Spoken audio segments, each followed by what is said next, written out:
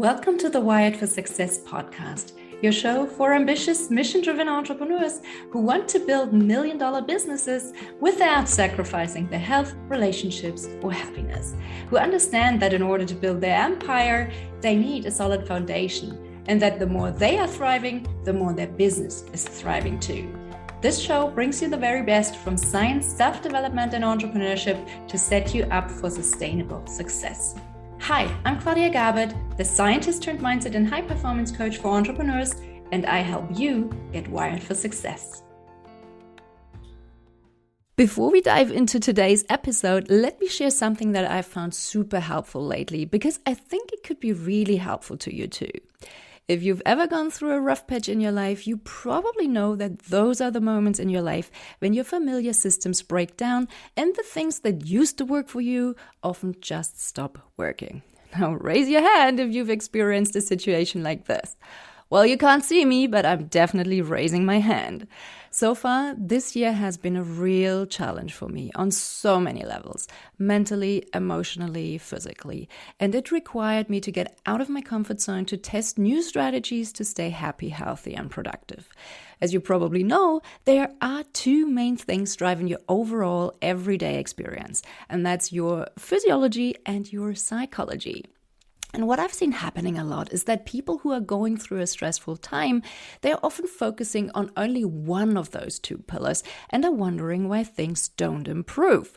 Well, the thing is, it's always a two-way communication between those two systems. If you neglect one, the other will suffer too. So whether you're going through a rough patch or whether you're looking to optimize your performance and experience in general, always make sure you're working on your mind and your body simultaneously. And I don't know about you, but I'm an optimizer for sure.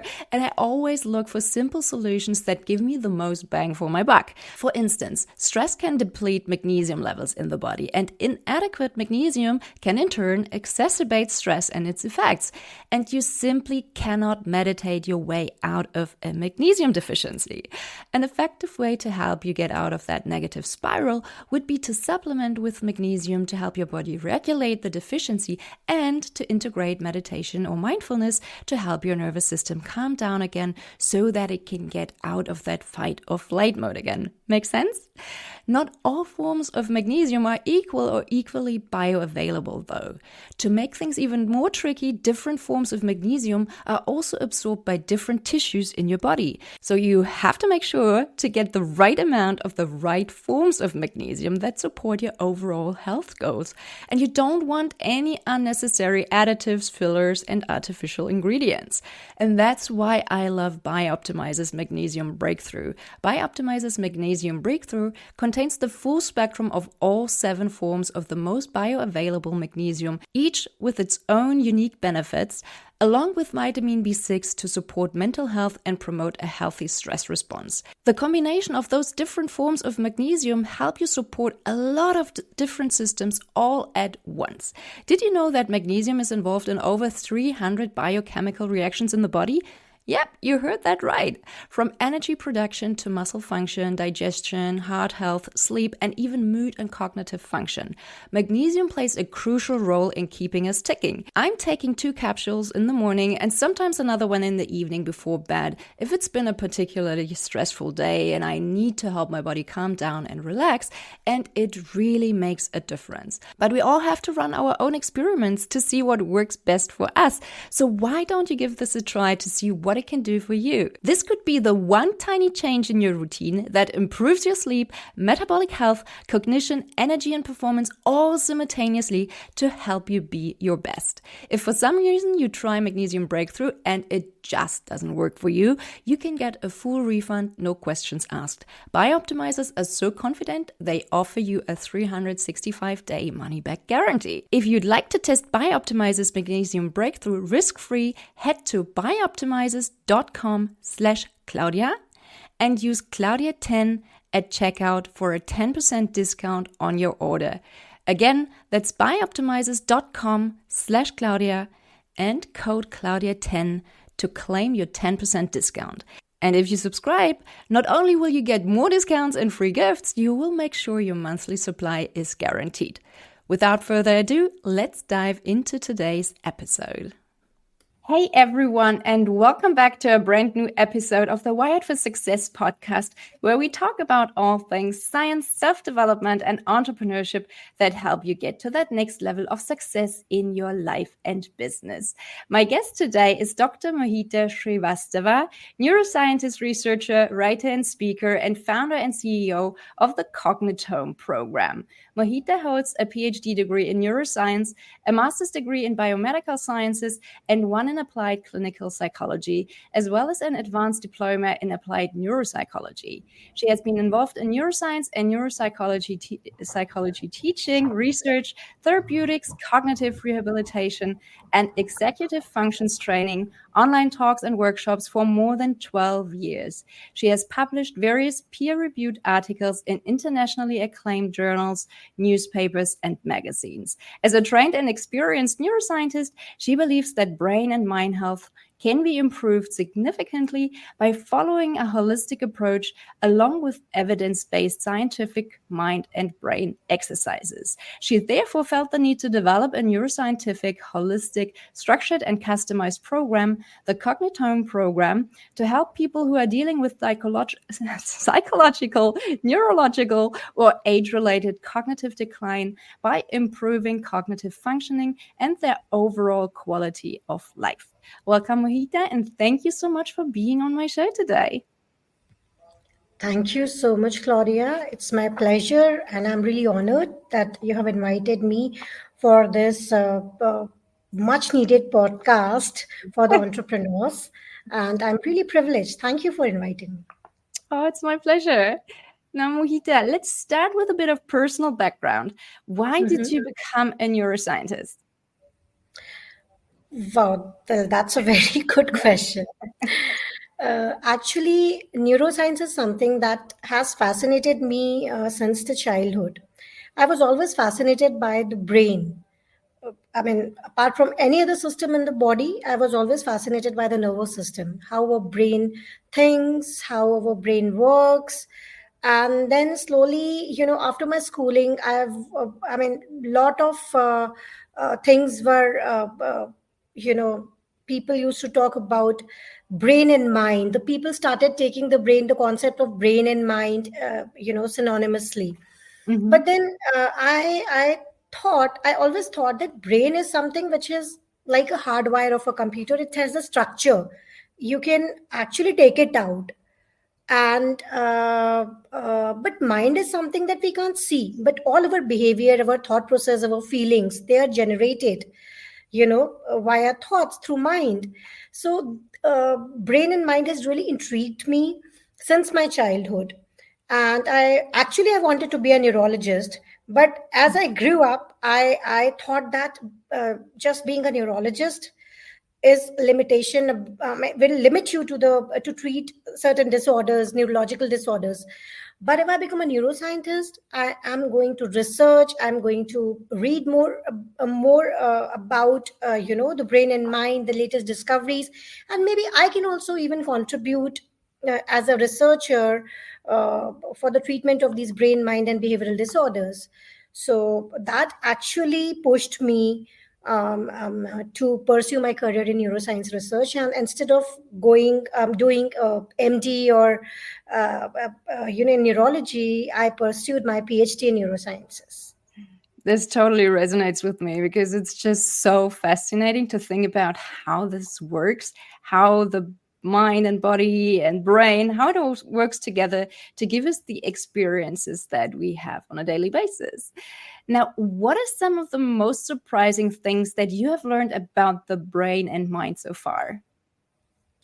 See, honestly, if you ask me, being a neuroscientist, I would say that studying neuroscience in totality offers a window to look into the most complex organ in the universe. And I personally believe that understanding how the brain works not only unlocks the fundamental mysteries of human cognition, behavior, and consciousness, but also holds the potential to revolutionize countless aspects of our lives, from medicine to mental health to education and technology. So I'm basically passionate about the potential of uh, studying the brain science to make a tangible difference in the people's lives by improving the treatment and the interventions for brain, mind, and behavior related conditions.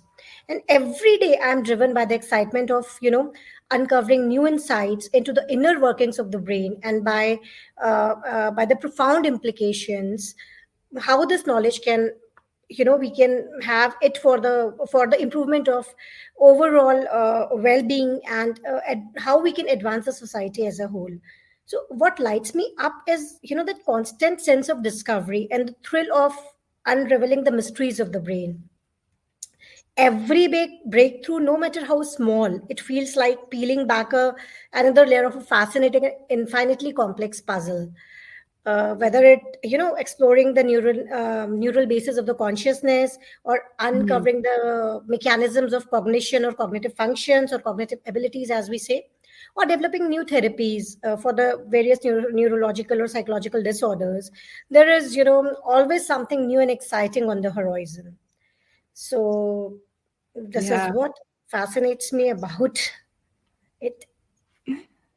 Yeah, there are so many things. Like something that always fascinated me, for instance, are illusions, like optical illusions. What happens in the mind and in the brain, and how the brain processes the information, and how we can be misled by Yeah, the our perceptual illusions. abilities. Yeah, Yes, this perception. Yeah, this is super fascinating.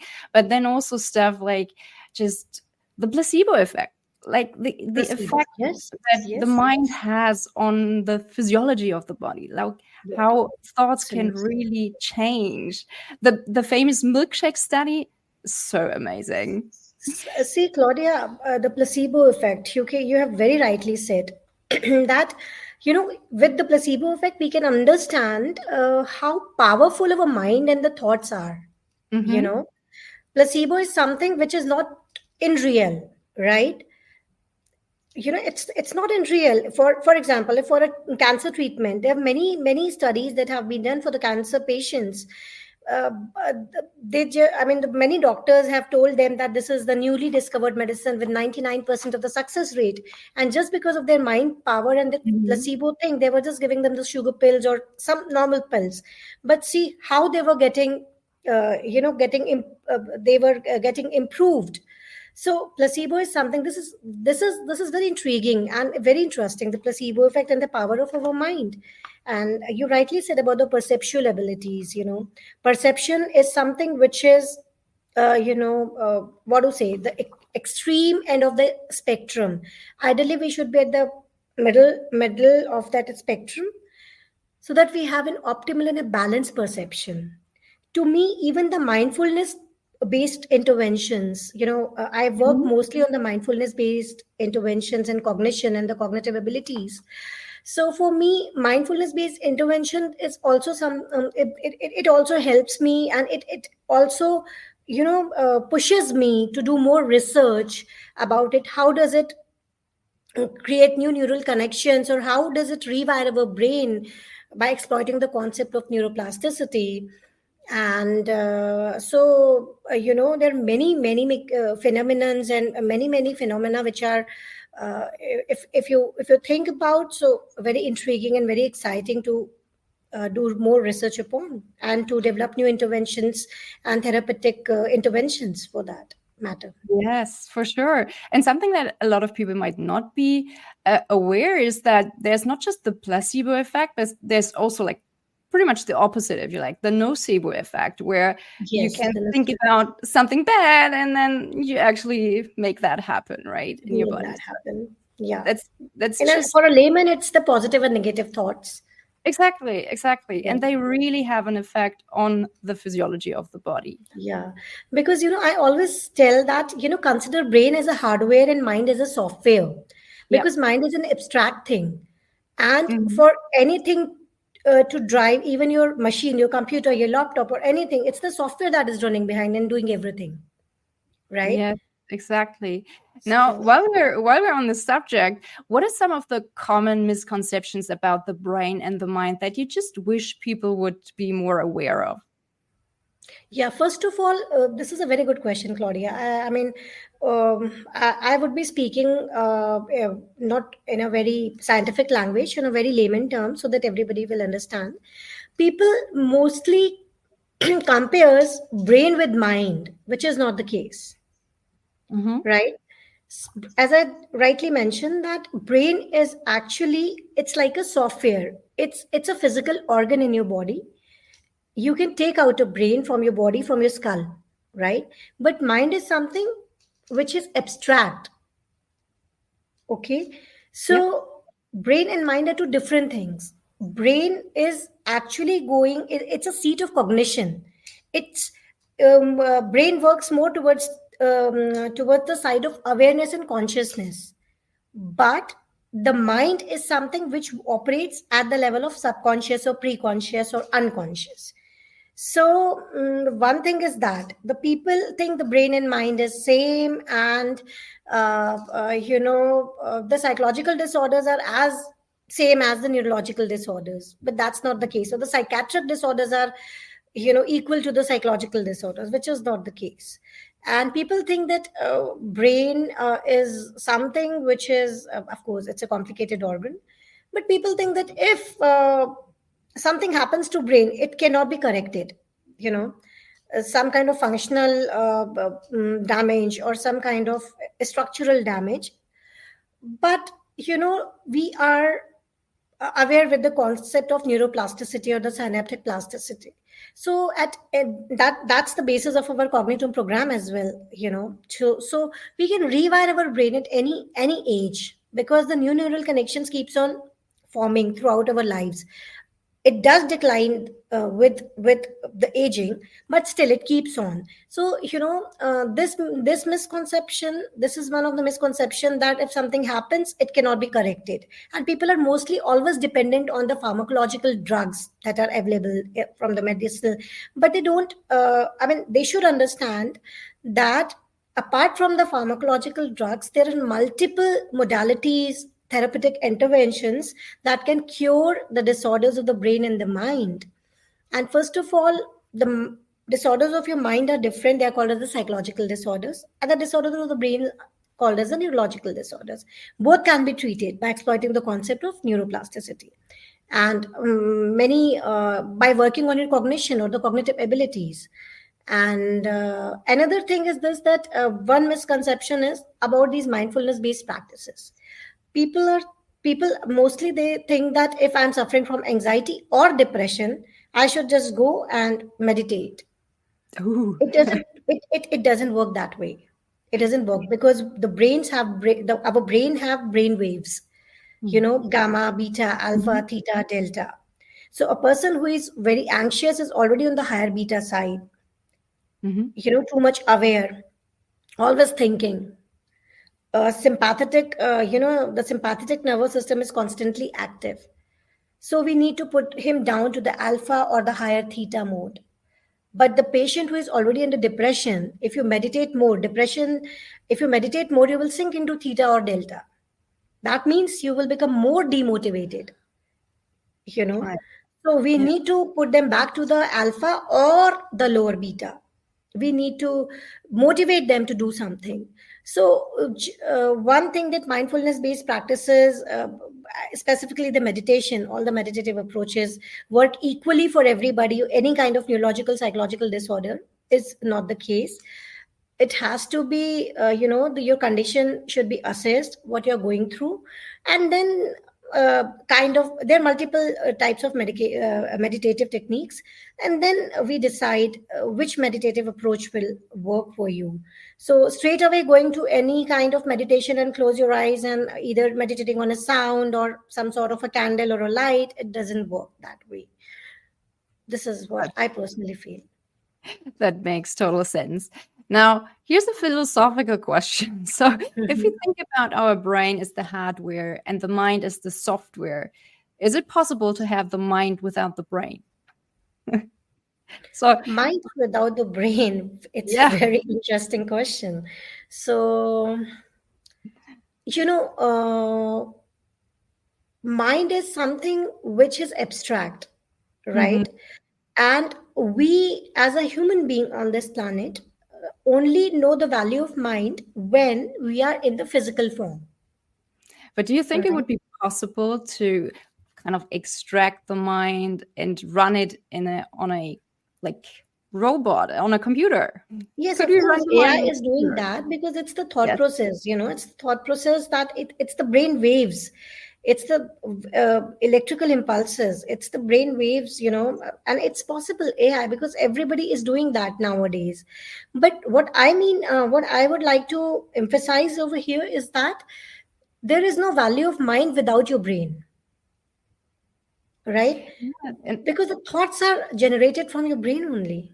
The thoughts are generated from your brain. So whatever scanning and whatever is happening around you is because of the if the brain is not there, how would you generate the thoughts?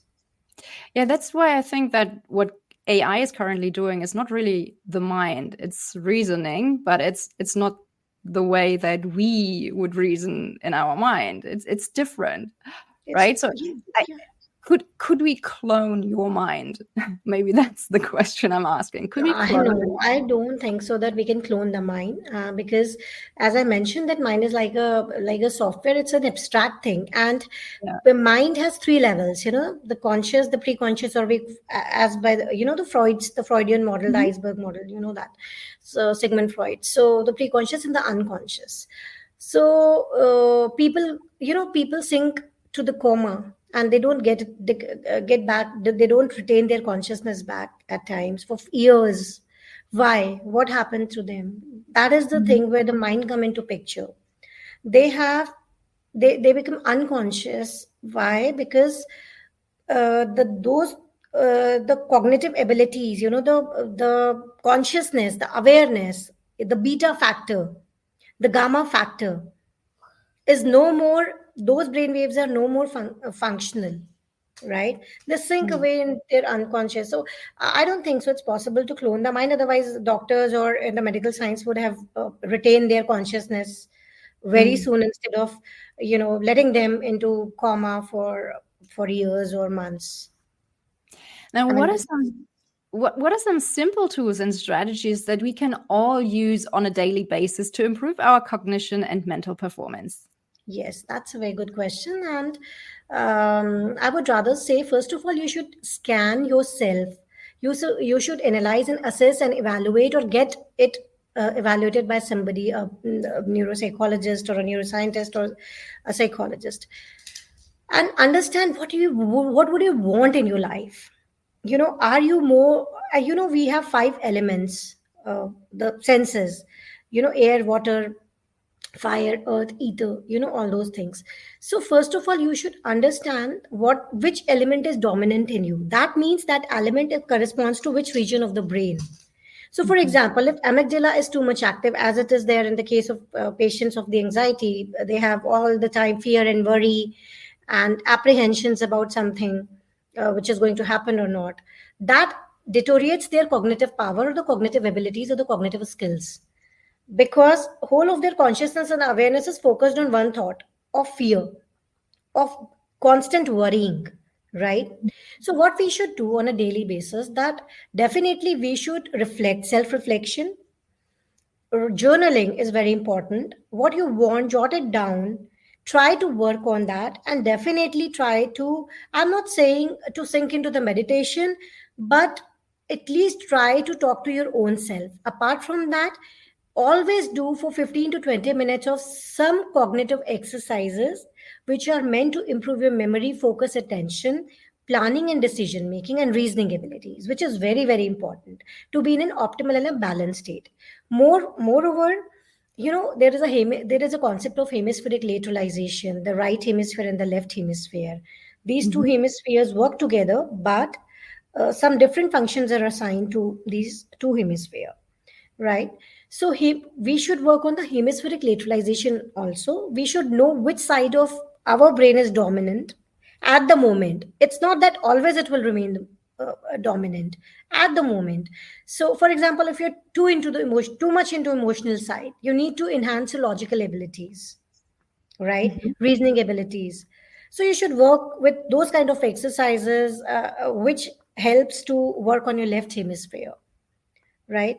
So I would say 20 minutes of cognitive exercises. There are many softwares and things that you need to do, but I would emphasize on having manual tasks and cognitive exercises. And then another thing is reading. Reading is very important. you Mm-hmm. know it will also reading whichever book you would like to, whichever, I mean, if you're an entrepreneur, you would like to go for your business related model books, or whatever it is, just try to read and comprehend and understand. Self reflection, talking to your own self, doing certain cognitive exercise in the form of games or manual cognitive task or manual games, and definitely self reflection, and definitely prayers. You should definitely pray and believe in the higher power of the universe, whichever religion you belong to and whomsoever you believe in. Be thankful, express your gratitude, and journaling whatever you want in your life or whatever you would like to do. Maintain a diary as well as journaling. you know have positive affirmations, but at the same time try to have an optimal balance of your both the hemispheres, so that you're in a balanced state, not skewed to one of the dominant side of the hemisphere, because eventually we need to have both sympathetic as well as the parasympathetic systems to work in terms of our autonomic responses. Those are great tips. Thank you so much for sharing.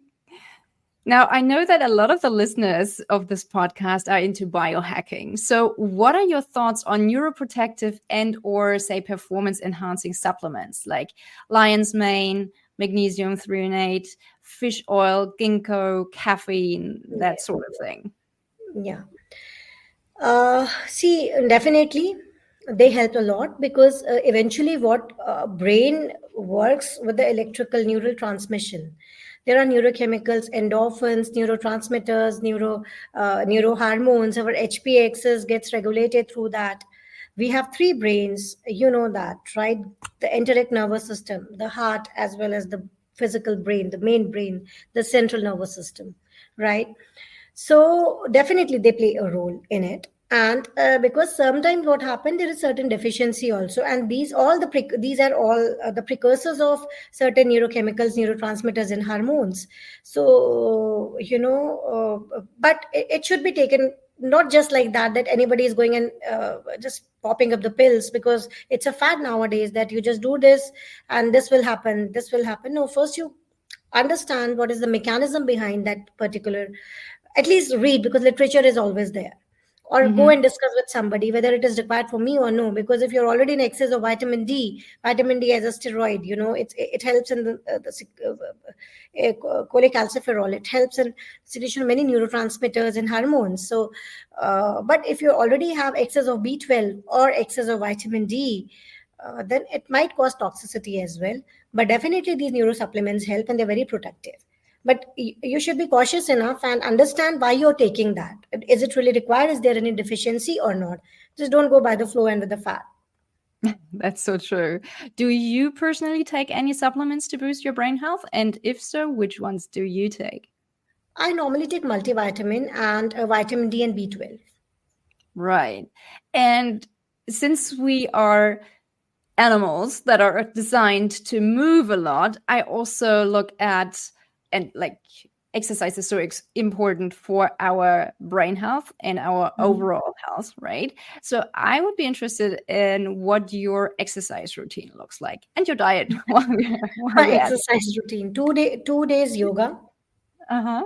3 days walk for 20 minutes barefoot on the grass, Mm, nice. okay, and half an hour daily meditation. That's awesome. And what about your 5 days diet? a week. 2 days for me. That's it. 5 days a week. I love that. I try to do something different every day. So I love that. And what about your diet? Do you have a special diet that you follow? See, actually, honestly, one diet has worked for me, which is 16 is to 8 intermittent fasting. Mm-hmm. Uh, and it really helped, I mean, me to reduce my 2 kg of weight within 15 days. So, but yeah, I try to be vegetarian.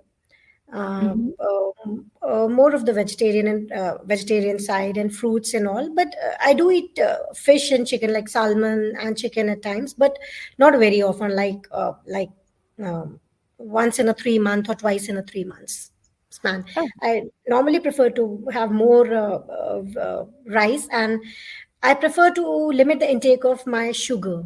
Mm. So sugar is which is not only for the diabetic, peripheral neuropathy and memory and Alzheimer's, dementia, mild cognitive impairment, all those things. Sugar is very dangerous for the body. So I try to skip sugar, and if I want to take anything, I'll just take one candy which has just 2 grams of sugar or something, or a piece of chocolate, a tiny piece of chocolate, or just the natural fruits.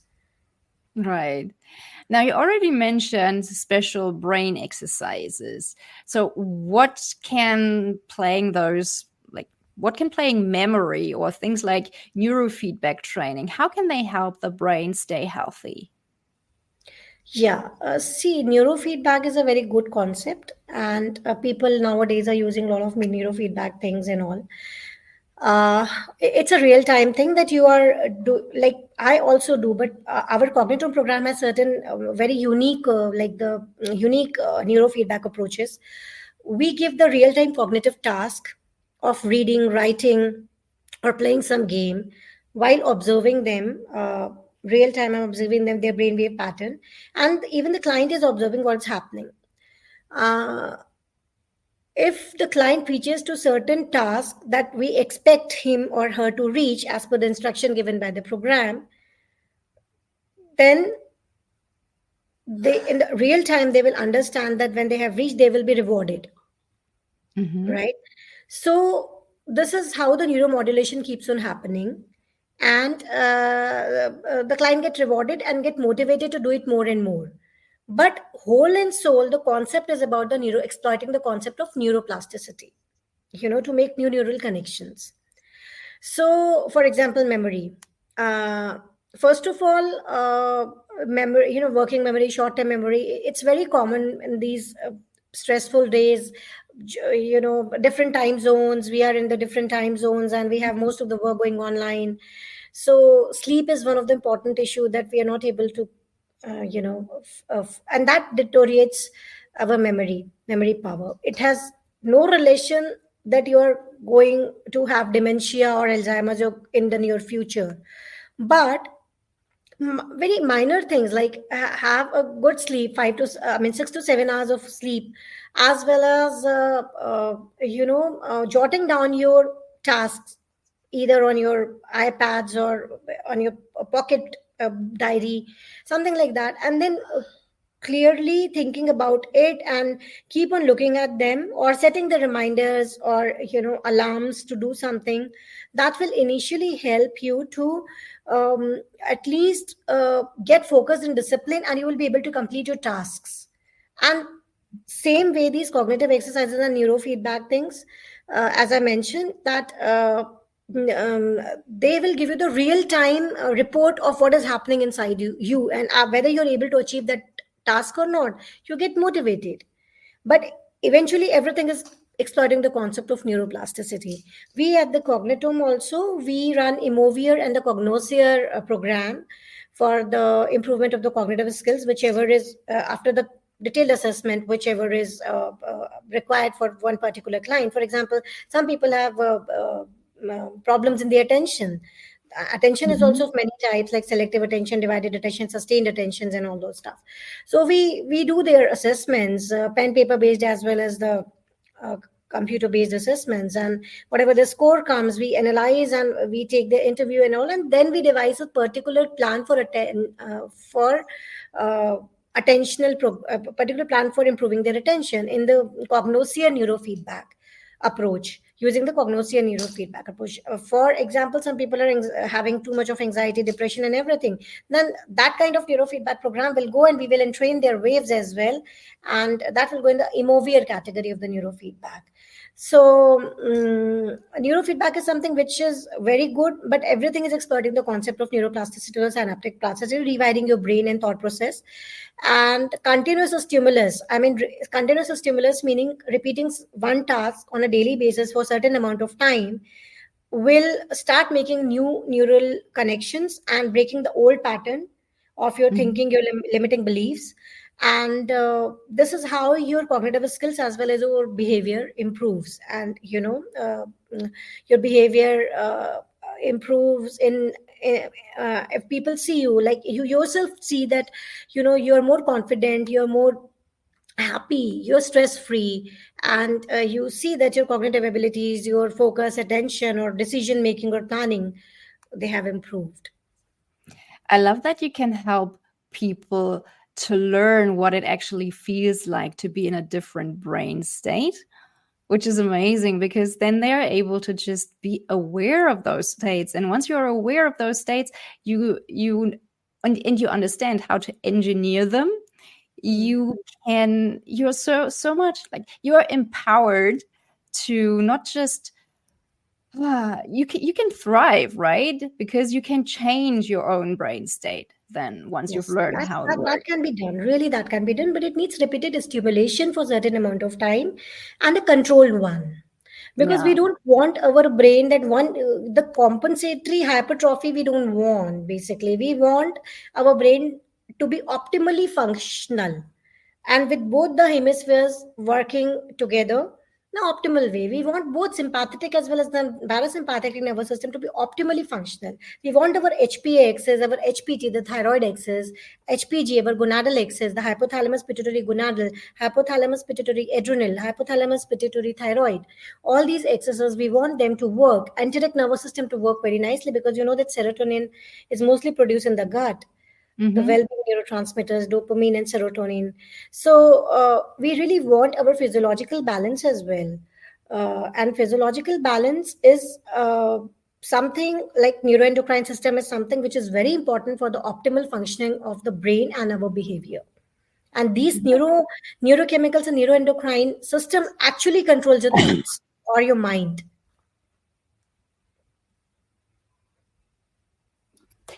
Now you've had a very scientific career path. Why did you venture into entrepreneurship? Yeah, Claudia, that's a very, very good question, actually. I always want, to keep on learning new things. And I'm an avid reader as well as a writer. So whatever little knowledge whatever little knowledge that I have after my degrees and experiences with the patients, with the clients, with the students, because I've been a professor as well earlier in the neurosciences department. I thought that uh, why not to devise something which is some program or some plan which directly benefit to the people. And I would say that I'm basically originally from India. I'm based in Dubai, but my program runs globally. I devise plan for the people for their cognitive health, cognitive rehabilitation, cognitive remediation, and their overall optimal cognitive functioning. So during COVID time, what happened that most of the people were having anxiety, depression, and all those stuff. If you open Twitter, if you open your Facebook, you go to YouTube, people were talking about COVID, COVID, COVID, and most of the time people were anxious about it. So I thought just a thought came into my mind that I should start educating the people and creating awareness about you know what is anxiety and depression. And then I saw that when I interacted with the people online, I came to know that I understood that most of the people are just doing depression, and then they're coming in under depression, and doing meditation, and when they're coming back to me and they're telling that it's not helping. Then I understood that they don't understand. Then I told them there is something called as your cognitive abilities. So most of the people in that part of the world, like Asia, and here, there, I mean in India, people were not very much aware about the cognitive health. What is this cognition and cognitive health? I said improve your cognition and cognitive health, improve your reasoning, improve your understanding, improve your focus and attention, control your focus and attention, so that you can, whenever you want, you can shift your focus and attention from one negative thought to a positive thought. They said it's not easy, it's just it's not easy. I said there are multiple modalities, tools and techniques that we can do. And meditation is also one of the tools.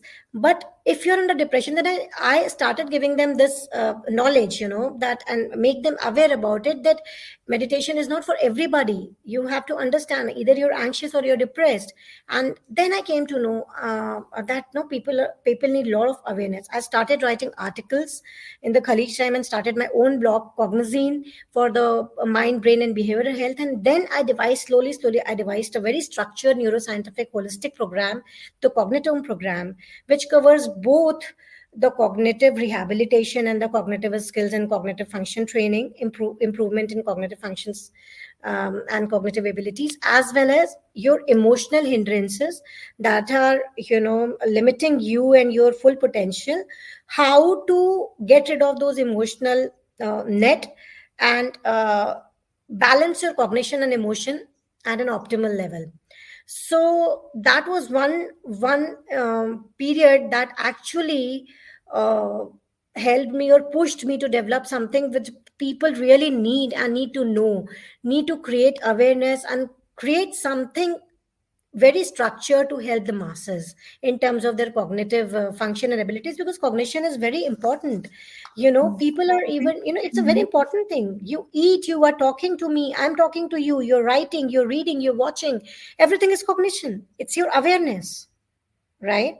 Right. And the cognition is basically, if you're, I mean, I'm sure that you know it, that it is made of the Latin word, the cognoscere, which means get to know, right? Mhm. And according to the American Psychological Association, cognition is defined as all form of knowing and awareness, such as perceiving and conceiving, remembering, reasoning, judging, imagining, and even the problem solving. So during that COVID period, I really thought that we should focus on their cognitive health, because their emotional health is already at a toss. Mhm. So if we improve their cognitive health, they will understand it better.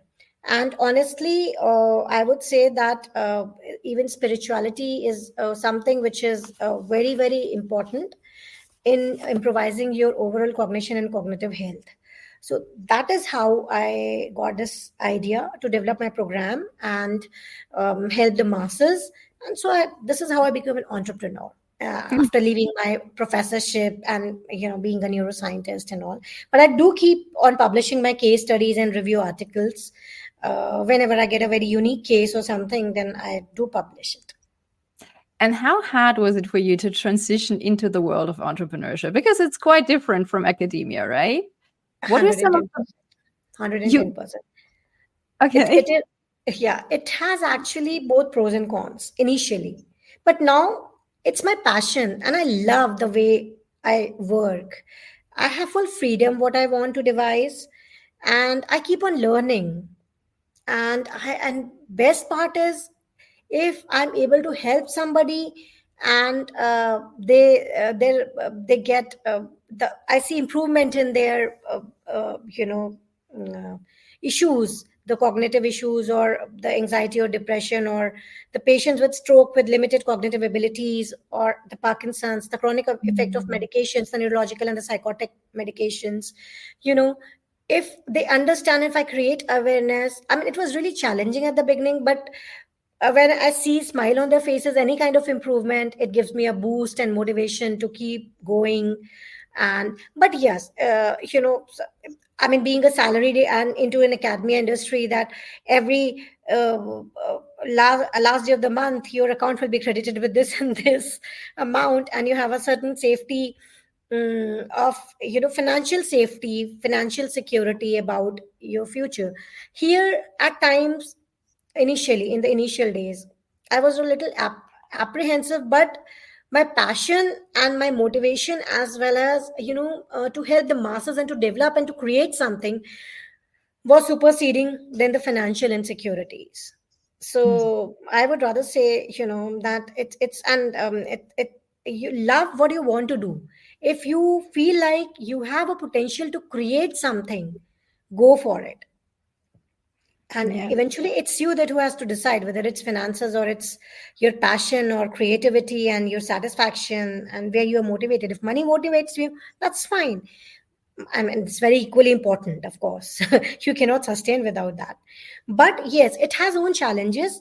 But I still say that if you're passionate about to create something, then don't focus on the upheavals and up and downs. Just focus on the aim that you want to achieve and attain in life, and slowly and steadily you will definitely attain it. Yeah, it's clear that you are very passionate about this topic and enjoy what you do. Now, is there anything else that you would like to share with our listeners before we wrap up?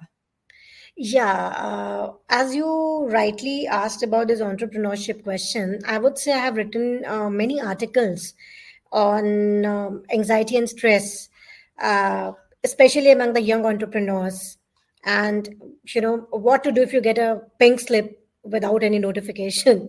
So I would like to share the links for those articles, and Mhm. many articles on how to boost your cognitive health, how to improve your brain fog, which we often get. So I would really like to share, although everything is available on my website as well, on my blog and my LinkedIn and everywhere, but I would really like to share because I personally believe that it will definitely help people, especially the young entrepreneurs who would like to achieve something in life. Second thing, I would say that cognition is very, very important in your life. You are alive, you are breathing, you are eating, you are talking, you're listening, comprehending, and understanding things because of your cognitive abilities and your cognitive processes. So René Descartes very rightly said, and that's how my program got incepted as well. A very famous quote: "Cogito ergo sum." I think, therefore I exist. Mhm. you know so it's very important that you work on your cognition, because cognition is something which will hold you back to sink into the emotional pit, right? Mhm. So, and it really helps you to get out of your depression, and not making you much anxious, because then if you have if you have intact reasoning and decision making abilities, or intact planning abilities, or mental flexibility rather we say, or inhibitory control, these are all the higher cognitive functions. So it's always good to work on your cognition, and aim what you want to aim only on what you want to achieve in your life, right? And Mhm. don't get disheartened by the upheavals in your life. Money is important, but so is your health, your family, and of course your passion. So this is what I would like to say, that keep on focusing and aiming to your passion, what you want to aim and what do you want to achieve in life, without getting disheartened. If you get disheartened, then do read my articles. I'm 100% sure that you will immediately get out of that depression or anxiety. Perfect. Mohita, thank you so much for sharing all those tips and insights with us today. It's been a pleasure having you on the show. My pleasure, Claudia, and I hope this podcast will help your viewers, and they might get some little bit of knowledge out of this podcast, what I've shared. And I'm really, really honored and privileged, and I'm really heartfelt thanks, Claudia, for sharing. I mean, for inviting me and on your platform. And I would really looking forward that people, get something out of this podcast. Oh, I'm sure they will.